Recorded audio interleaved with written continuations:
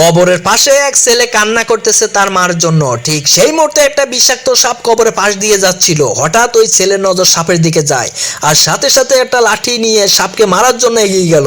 চোখের আড়ালে সাপটা উধাও হয়ে গেল। ছেলে ভাবলো হয়তো লাঠির ভয়তে পালিয়ে রয়েছে। কিছুক্ষণ পর সাপটা আবার আসলো তার কাছে। আবার যেই মারতে যাবে ঠিক আগের মতো কোথাও উধাও হলো, তা দেখাই যায় না। সে এবার নিশ্চুপ ভাবে দাঁড়িয়ে রইল। সাপটা আবার সামনে আসলো। সে এবার সাপটাকে না মেরে চুপ করে সব দেখতেছে সাপটা কি করে।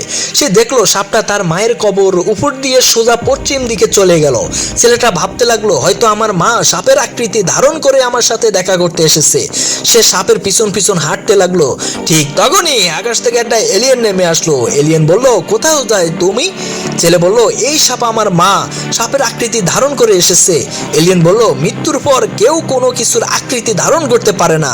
তুমি যে সাপটা দেখেছো এটা জিন সাপ, ভালো সাপ, তাই তোমাকে ক্ষতি করে নাই।